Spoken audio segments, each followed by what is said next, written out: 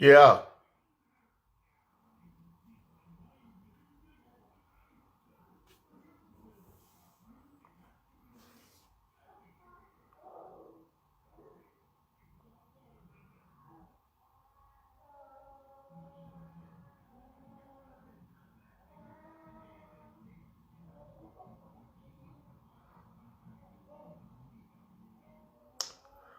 What's going on? What's going on? What's going on?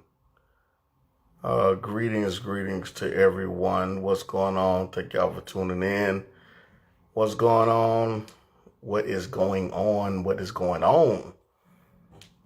Y'all know lately, man, just jumping on these lives and just wanted to make sure that, when I do jump on, man, I have something to say and something for you. Not that I didn't before. But just been having, so much stuff going on that, Brother Faith Music, what's up? So much stuff going on and things like that, that I just try to, remain, focused and keeping things in order. But hey, listen, man, I just want to jump on here and say, and you see the title of the message of the video, you have to know that know what I mean. I want to just be able to just come on here and encourage all of you, man. Listen, you cannot allow, no matter what the circumstances are, no matter what's going on in the day and age in which we live, all of these things, I want you to just remember, man, the vision that you had and, all of the things that you inspired to do, the things that you have written down, all those things that you had thoughts, the ideas, and all those things that you had before COVID, before 2019 or during 2019, 2020, 2021, all of the stuff going on. You have to continue to know, if you said that this was something that the Most High had given you, a vision for your business, a vision for to write a book, a vision to do all of these things, you have to know without a shadow of a doubt that those things did not come to you, or those ideas did not come to you without the pandemic factored into the equation of the vision and the idea that the Most High had given you. What's going on, Benny Yahoo? What's going on, brother? How you doing? How you doing? How you doing? So you have to know that you know that you know that you know, without a shadow of doubt, whatever that vision was. All of us that are on here, many that are watching now, many that are watching on YouTube, many that are watching on Facebook, we all know that there is something that the Most High had given us to do, regardless of all the distractions. The Most High does not give us ideas and does not place things into our heart, in our paths, whether they're people, whether there's jobs, whether there's ideas, whatever it is. He does not place all of those things in our path without factoring in everything. What do you mean? What do you mean? What do you mean, Apostle? What do you mean, Bishop? What do you mean, Moray? What do you mean, Pastor? What do you mean, brother? Simply the fact of the matter that the Most High called David to be king, right? He called him to be king. You don't think that the Most High had already factored in everything into the equation that would take place throughout David's path while being king, before being king, and all of that? You don't think that the Most High already knew and factored into the equation, but that did not stop him from becoming king. That did not stop the Most High from anointing him. All I'm saying is that just because there's a pandemic, people got stuff going on, the government is shutting down, they're arguing, the Most High had already factored all of that in when he decided to give you the idea or to call you to something that he called you to. Matter of fact, let me tell you something. He had already factored it in when he decided to send your ruach, your spirit, into your mother, right? Doesn't matter how much or how your mom and your dad got together. There has to still be an element of the Most High in place to allow you to come forth into the earth. But you did not come forth in the earth without an idea. You didn't come forth in the earth without a plan. You didn't come forth into the earth without a calling. You didn't come forth into the earth without any of this. All of these things were factored in. He knew you would drop out. He knew that you would have a child out of wedlock. He knew that you would get on drugs. He knew that you'd be a prostitute. He knew that you'd be a drug dealer. He knew that you'd be an athlete. He knew that you'd be a bank robber. He knew that you'd be a stick-up kid. He knew that you'd be all of these things. But yet that still was factored in into the call. Because why? Because your end was greater than your beginning. So the Most High already factored these things in. So you have to know that you know that you know, especially when you testify and you say that the Most High have called you to do something. When you know that, you have to know that with all of your being, no matter what happens, no matter how many people turn on you, no matter how many people talk about you, no matter how many people come into your life, in and out of your life, it doesn't matter about any of that. The only thing that matters is that I know that I know that I know that I know that the Most High have called me to this. Now, let me tell you something here. Not only of the I know, but also the faith level into all of this, that you have to also understand this, that even those that are non-believers display the character of knowing that they know that they know that they know. This is the reason why business owners who don't even believe in God, they're not arguing over no name, they ain't arguing over no translation, they ain't even arguing over any of that. They don't even believe in God nor the book or anything that you're talking about. But one thing that they know, that they know that they know that they know, that the idea and what they've been called to start a business, they know without a shadow of a doubt that that's what they're supposed to do. No matter how many bankruptcies they've gone through, no matter how many times somebody shut a door in their face, no matter how many times they failed, no matter how any of that thing, any of that, none of that shakes their faith in what they believe that they're called to create. So how much more of us who believe in the Most High, who believes in HaMashiach, the Christ, the Savior, the Messiah, those of us who've accepted him and declare who he is, how much more of us who do that? How can someone who don't believe have more faith in knowing that they know that they know that they know than those of us who believe? And know, and we should all know, we also know without a shadow of a doubt that these things have been factored in to my life, and it does not stop. The only person that can stop it from happening is you, not a devil, not anything. You're the only one that can stop what the Most High has placed in you. Why? By doing nothing. You say the Most High gave you an idea to write a book. It doesn't matter if it takes 15, 20 years for the book to come out, or 15, 20 for you to write the book. Just write. Just write. If you know that you know that you know that you know he called you that, just write. Just do it. I'm not talking to someone who think they know. I'm not talking to people who sit there and they're swaying. They don't reside in faith. I'm not talking to visitors of faith. No, I'm talking to brothers and sisters who know without a shadow of a doubt that their situation does not change how they pursue after the Most High. Their situation does not change how they continue to walk in what and who they believe, and know without a shadow of a doubt that he called you to this. This is what this is about. See, the element of this is, to be honest with you, Israel, these are the type of conversations that that needs to be had. We have a conversation about everything else.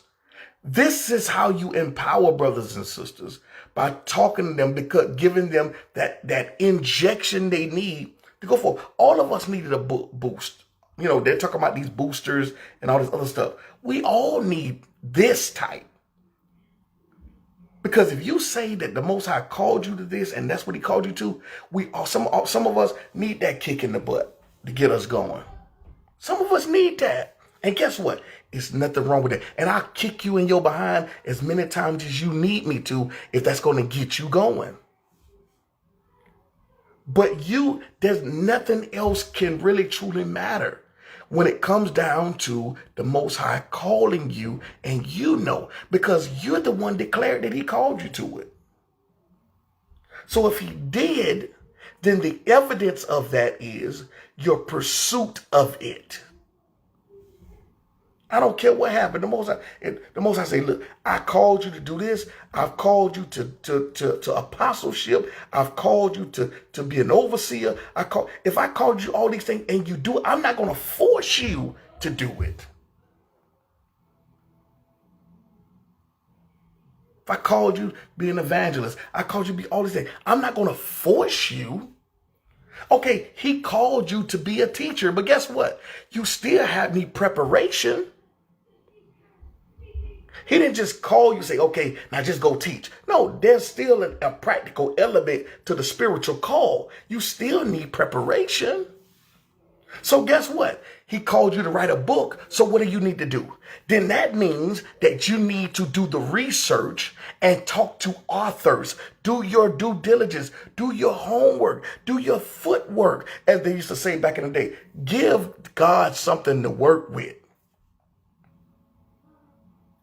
A part of your faith isn't just believing, but a part of your faith is showing you believe through your actions. So guess what? Hey, he called me to start a business. He called me to start a ministry. He called me to do all this. Well, guess what? You're not going to get it just sitting around people. You're not just going to get it just listening to people, but not talking to someone who's successfully done it. You can talk to your homeboy and say, listen, I'm an artist. I do, rap music. Y'all heard the music I do, right? Well, guess what?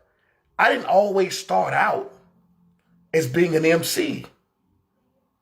I knew I had the talent. I knew I had some of the giftings. But guess what I had to do? I had to move from Jacksonville, Florida, to Atlanta. When I got to Atlanta, I realized that the music game and my style and where I thought I was in Jacksonville, really I was at the bottom because I didn't have a reference to someone or something or people that were greater than me. Once I moved from Jacksonville to Atlanta, I realized that, man, I thought I was dope. I'm not dope. Because why? Because Atlanta had a bar that was way above Jacksonville. So guess what I had to do? It's two things I had to do. Either I would quit because I felt as though nobody not liking my music. I went into the barbershops with my old Jacksonville self. Went into the barbershops, everybody dissed it. Threw it out, get out of my barbershop. I ain't listening, man, that stuff is whack, blah, blah, blah. I could have cried, I could have pouted, I could have did all that type of stuff. Yeah, I pouted a little bit. But I knew that Atlanta had a bar that was set, that was higher than Jacksonville. As long as I was in Jacksonville, I would only be as great as the bar that is set. So what did I have to do? I'm here, but really, I thought I was here. It's no different when you go to college. In high school, you're the man. When you get in college, now you're playing with dudes that are just as good as you or better from around the world. You're no longer the best player in your city no more. Now this determines the difference. Every level that you go up, it's a greater level. So guess what? I could have cried, I could have pouted, but what did I do? I didn't cry, I didn't pout. You know what I did? I dug in deeper. I started going around the dudes that was the MCs. I started going 12, 1 o'clock, 2 o'clock in the morning, hanging out at the open mic spots and checking out where all the dope dudes were at. I went and started listening to those guys, studying them, doing all these things. I started ordering, listening to all of the CDs and the DVDs on MC and all that stuff. I'd lock myself in the room, watch hours of footage. Hours of watching dudes in the studio, how guys were. This was a part of my maturation process. I could be called to that industry, but guess what? If I don't put in the due diligence or get around people that's on a greater level than me, then how in the world am I going to make it to that level? When my reference, I don't have a reference of where I need to be. I'm not at the bar. In my mind, I can think I am, but until I get on the court and play against some of the greatest players around the world, then I don't have a measuring bar. I was watching a documentary on Kevin Garnett. And Kevin Garnett was high school, came out of high school into the draft. Kevin Garnett was balling high school, this and all that. One day, he decides him and his buddy to go to a gym that was in Chicago. Instead of going to the regular gym that they normally go to, they went to a pro gym where all the pro players were at. And guess what? When they walked into that gym, Isaiah Thomas is sitting on the bench, just watching the game. Mind you, Isaiah Thomas he's the general manager of the Toronto Raptors at this time. But guess what? How did Kevin Garnett get on the court to play or in the gym? He's standing outside the gym watching through a glass window. And security, gets his attention, say, hey, come here, you come here. Guess what? He comes into the gym, and guess who's on the court? Michael Jeffrey Jordan. The security guard said, hey, MJ told me to tell you to come in. Now, he's in high school. Told me to come in. He walks into the gym. MJ say, hey, look, we ready to play. Kevin Garnett is on MJ's team as a high school senior, trying to make the decision what college he's going to go to. Had all the colleges from around the world. He plays on the court with Scottie Pippen, Michael Jordan, all these other NBA players that are current. We're talking now KG's a rookie. Michael Jordan's in his prime. Kevin Garnett balls out on the court with Michael Jordan. He goes to the sideline, talk to Isaiah Thomas. Isaiah Thomas say, hey, what I heard about, what's going on, your test scores and this, that, and the third. He said, yeah, man, I'm trying to get my test scores and this, that, and he said, do you know that you can play in the league right now? Now, how did Kevin Garnett, now it had been 20 years since someone left high school and went straight to the pros. Before Kevin Garnett, it had been 20 years. He's deciding whether or not he's going to go to college. He's already proven on the high school level that nobody in the world can touch him as a power forward. But guess what? Not only that, but here's the thing about it. He's planning for college. His mind is college, to prove myself on the collegiate level. But he played against the greatest, played with and against the greatest players in the world as a senior in high school. And one of the best point guards to ever play the game, Isaiah Thomas, says, you know what? You can play in the league right now. And when Kevin Garnett heard that, because why? He put himself in a position and in a situation where he tested his skill level against the greatest players in the world. And one of the greatest basketball point guards to ever play the game tells him he can play in the league right now. So guess what? He's already measured his greatness. It's no need for me to go to college. When I'm playing with and against the greatest players in the world, with Michael Jordan and everybody else as a senior in high school, and I'm putting in work. This is how you measure where you're at. He knew that he was called to play basketball at an early age when you watch the documentary on Kevin Garnett. He knew from the time he was a freshman in school, he was called to play. He knew that he was given this gift. But he still had to put in the work. And his measuring stick was playing against the greatest players. If you have no measuring stick, so let me tell y'all something. He could have listened to all of his friends and family members talk about how great he is. Because guess what? Generally, your friends and your family, they're going to always support you and tell you how great you are. But when you get out here amongst folks who not your friends and who not your family, see, oftentimes we don't want to take the ridicule. We don't want to take the criticism, the constructive criticism from others, and we find ourselves pouting about it. And that's why most of us don't continue to walk in what we say the Most High called us to. Because we can't handle criticism. or constructive criticism. It's always good to be criticized by those that are not your peers and those that don't know you, because those people generally going to tell you the truth more than the people that are around you. People going to always say, yeah, man, you doing a great job, man. That's all. Most people not going to tell you that that they're not going to give you a constructive criticism that's non-biased. So KG had to do that, just like all of us. Same thing I was telling you about my story coming to Atlanta. All of the people that gave me that work and told me, oh man, that music trash, all this, that, oh man, those were people that did not know me. But I knew without a shadow of a doubt that I was given this talent. I knew without a shadow of a doubt that the Most High called me to start a ministry.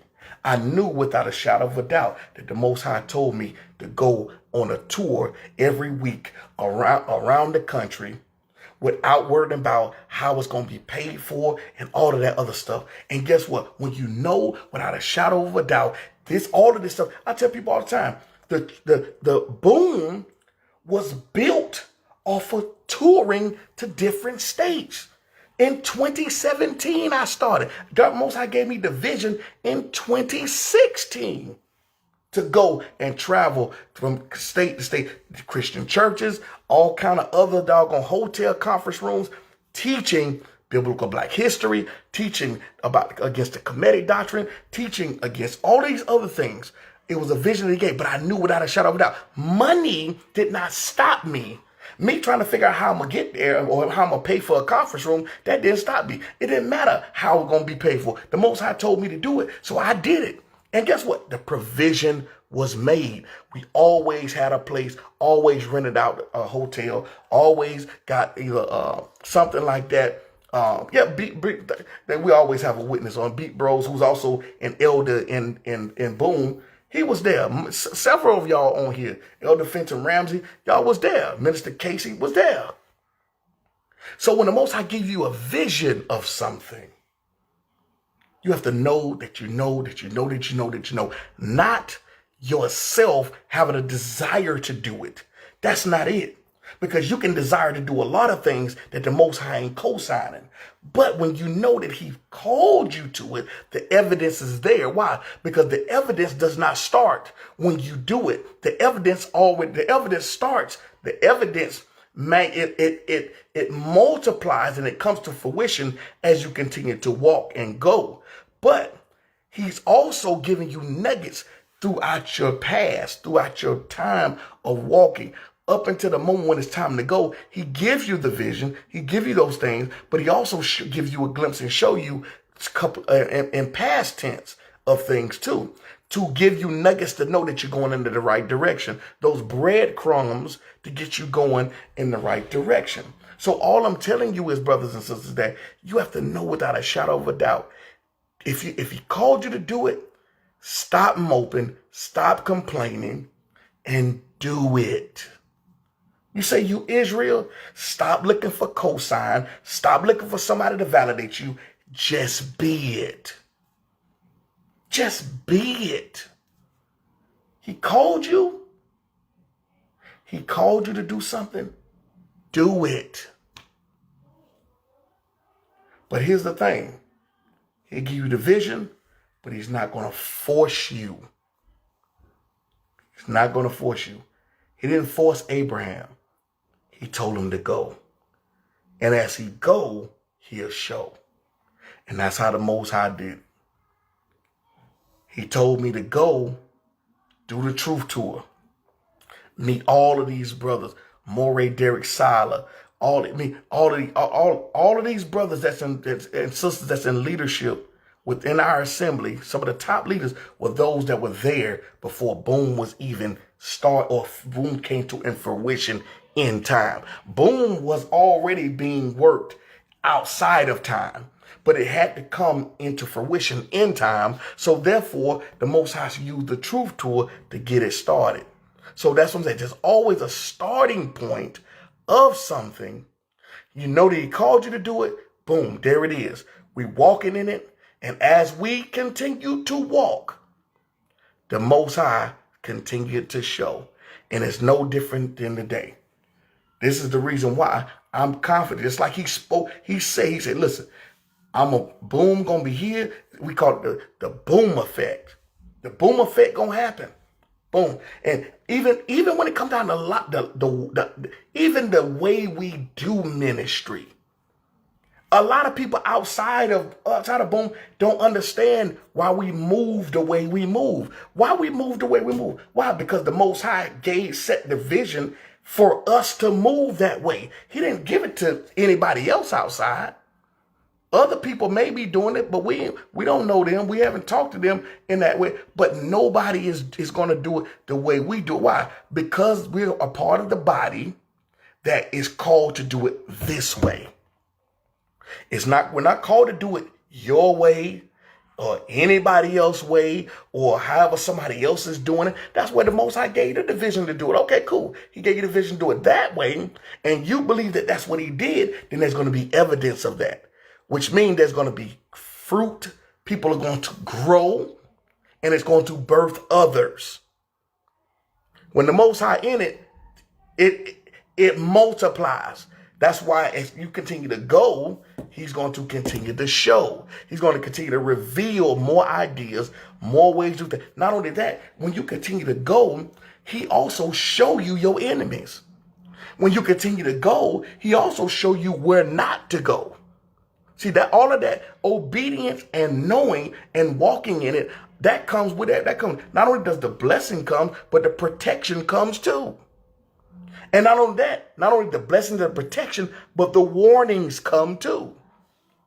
So you'll be going this way, and when the Ruach say shift, you'll shift that way on a dime. It ain't no, hey, where you going? Ain't none of that. No. When the Most High shift, you shift. Why? Because as you're going, he's directing your path, and he's directing you. So I wanted to come on here and encourage each and every last one of you to know that you know that you know that you know without a shadow of a doubt. Continue to walk in what he called you to do. If you stopped, get back on the path. Restart. Start over. You know, when you put that thing on pause, take it off. You've been on pause too long. You've been on pause too long. You've been on pause too long. And he didn't call you, and he didn't give you a vision to be somebody else or be like somebody else. That calling and what he gave you is original to you. Why? Because even your past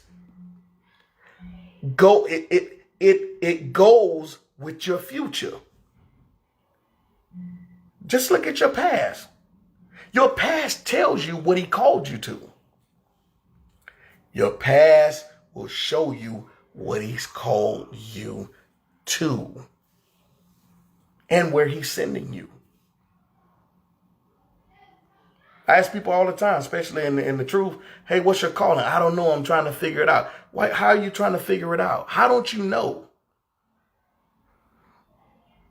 He didn't just call you to be an Israelite. Like he gave you a calling. So if you say you Israel, okay, what is your calling? There's some contribution in which he gave you specifically for you. He gave that to you. So what is it? What is your talents? What is your gifts? Well, I don't know. I'm trying to figure that out. Look at your past. Look at your past. Your past sets you on your path. So he pulled you out of this to leave you in a place of not knowing where you're going to go, not knowing your gifts, not knowing your talent. The Most High don't pull you out of something or change your life or turn you around or set you on the path to leave you with nothing and no direction. Oftentimes, many of us fight against the direction because we're too busy trying to go in the direction of somebody else. So we fight the direction in what he's calling us to because we're too busy trying to follow the populace. And the Most High he's not into a popularity contest. He's into a call contest. He's into calling you to something that's going to point people to him. So guess what? Even your calling and your gifts, all of that work together to point people to him. While you're in that process, you're still able to reach all types of people. But the problem is you got to get off of pause. You've been on pause too long. You've been stuck in a rut and in the same place too long, to the point to where your rotors, your brakes, your transmission, your belt, all of that stuff have gotten rusty. You need to you need to change your parts. You need to jack that car up, put it on a lift or something. You need to do what you got to do to get yourself out of the rut and start going back into the direction in which the Most High called you to. So I love you all. I want to encourage you, give you some form of encouragement. It was just on me today to just really just talk to you guys, and I really want to encourage you, because a lot of people have gotten stuck since all of this stuff has been going on. And as a matter of fact, our mind, we too busy worried about the stuff around us. That's another reason why we stuck on pause. You paused yourself to worry about the things going on around you, as though the Most High haven't factored all of that in, as though whatever's happening around you stopped what he called you to. I don't care what goes on around you. You still got breath in your body. I don't care nothing about no pandemic. I don't care about none of that stuff going on. Jobs, people shutting down, gas going up, all that stuff. The Most High already factored that in. He already knew in 2021 there was going to be a pandemic. In 2020, it was going to be a pandemic. And in 1999, he knew it was going to be a Great Depression. He knew all of this stuff throughout history, and it ain't stopped nothing. It has not stopped anything. That's why the just live by faith and we don't visit faith. Shalom to you all. Be blessed. Grace to you all. In the name of Yeshua HaMashiach, Jesus Christ. Amen.